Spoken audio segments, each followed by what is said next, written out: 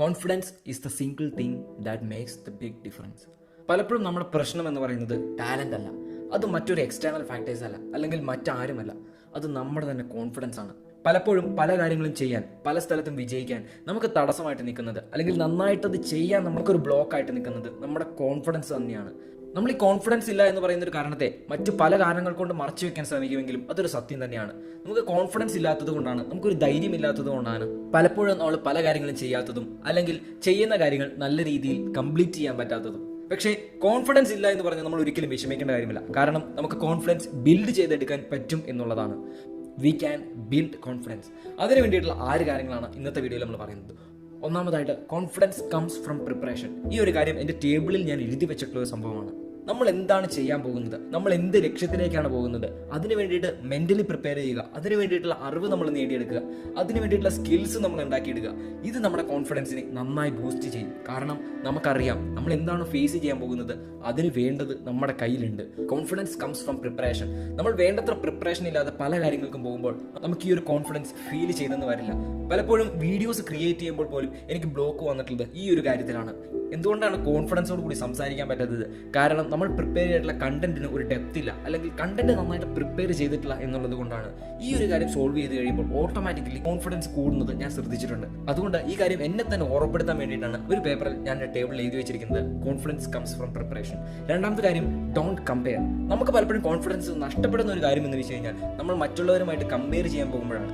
മറ്റൊരാൾ ഒരു കാര്യം ചെയ്യുന്നതും നമ്മളൊരു കാര്യം ചെയ്യുന്നതും രണ്ടും 2 രീതിയിലായിരിക്കും. പക്ഷേ നമ്മൾ പലപ്പോഴും കമ്പയർ ചെയ്യാൻ പോകും. അയാൾക്ക് ഇതുണ്ട്, അയാൾ ഇങ്ങനെ ചെയ്യുന്നുണ്ട്, അയാൾ പെട്ടെന്ന് ആ കാര്യം ചെയ്യുന്നുണ്ട്.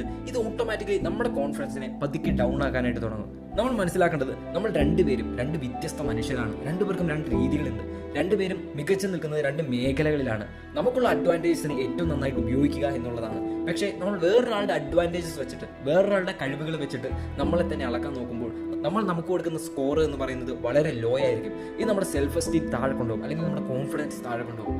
മൂന്നാമത്തെ കാര്യമാണ് ലുക്ക് ബാക്ക്. അതായത് നമ്മൾ ഇതുവരെയുള്ള ജീവിതത്തിൽ അച്ചീവ് ചെയ്തിട്ടുള്ള ചില കാര്യങ്ങളിലേക്ക് ഇടയ്ക്കൊക്കെ ഒന്ന് തിരിഞ്ഞു നോക്കുക എന്നുള്ളതാണ്. അതൊരു ചെറിയ ബുക്കിലോ ചെറിയൊരു ഡോക്യുമെന്റിലോ സൂക്ഷിക്കുക എന്നുള്ളതാണ്. നമ്മുടെ കോൺഫിഡൻസ് ഒത്തിരി ഡൗൺ ആണ് എന്ന് തോന്നുമ്പോൾ അതിലേക്കൊന്ന് പോവുക. ഞാൻ ഓൾറെഡി ജീവിതത്തിൽ ഇങ്ങനെയുള്ള കാര്യങ്ങളൊക്കെ ചെയ്തിട്ടുണ്ട്, ഇനിയും ഇങ്ങനെ എനിക്ക് ചെയ്യാൻ പറ്റും എന്നുള്ളൊരു കോൺഫിഡൻസ് നമുക്ക് കിട്ടുക എന്നുള്ളതാണ്. ചില പ്രതിസന്ധികൾ വരുമ്പോൾ, അല്ലെങ്കിൽ ചില മനുഷ്യരുടെ ഡയലോഗുകൾ കേൾക്കുമ്പോൾ നമ്മുടെ കോൺഫിഡൻസ് ചിലപ്പോഴൊക്കെ ഇച്ചിരി പുറകോട്ട് പോകാനും ഇച്ചിരി താഴോട്ട് പോകാനൊക്കെ സാധ്യതയുണ്ട്.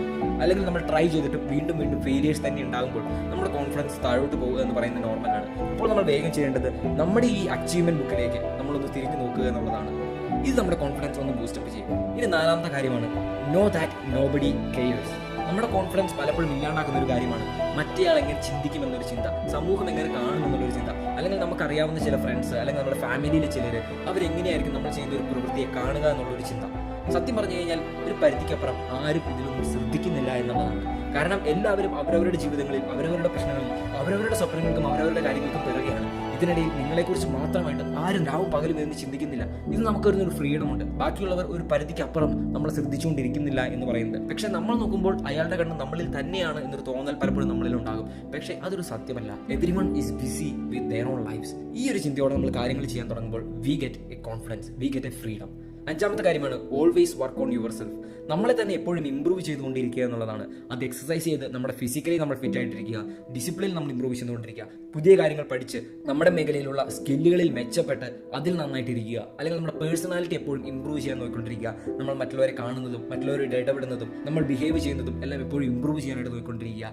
അതുപോലെ തന്നെ നമ്മൾ എങ്ങനെ അപ്പിയർ ചെയ്യുന്നു, നമ്മുടെ ഡ്രസ് കോഡ് എങ്ങനെയാണ്, നമ്മൾ എത്രമാത്രം ക്ലീൻ ആണ്, ഇങ്ങനെയുള്ള കാര്യങ്ങളെല്ലാം നമ്മൾ ശ്രദ്ധിക്കാൻ തുടങ്ങുമ്പോൾ ഓട്ടോമാറ്റിക്കലി നമുക്കൊരു കോൺഫിഡൻസ് നമ്മുടെ ബോഡിയിൽ നിന്ന് തന്നെ വരാനായിട്ട് തുടങ്ങും. So start working on yourself. ഇനി ലാസ്റ്റ് ആയിട്ടൊരു കാര്യമാണ്, know that you are gonna die. നമ്മളെല്ലാവരും ഒരു ദിവസം മരിക്കും. അതിനു മുമ്പ് നമ്മൾ ശരിക്കും ജീവിക്കണം. നമുക്ക് മിസ്റ്റേക്കുകൾ പറ്റാം, നമ്മൾ ചെയ്യുന്ന പല കാര്യങ്ങൾക്കും ഒരു പ്രസക്തി ഇല്ലെന്ന് തോന്നാം. But in the end nothing matters actually. നമുക്ക് വളരെ കുറച്ച് സമയം മാത്രമാണ് കയ്യിലുള്ളൂ. ഈ സമയം നന്നായിട്ട് ഉപയോഗിക്കണോ അതോ വെറുതെ പാഴാക്കണോ എന്നുള്ളത് നമ്മുടെ ചോയ്സാണ്. ഇവിടെ ഓവർ തിങ്ക് ചെയ്ത് നമ്മൾ ഒട്ടും സമയം പാഴാക്കേണ്ട ആവശ്യമില്ല. This is our life, we have to live as we believe. എപ്പോഴും മനസ്സിൽ നമ്മൾ സൂക്ഷിക്കേണ്ട ഒരു കാര്യമാണ്, confidence makes the difference. Inspiring free.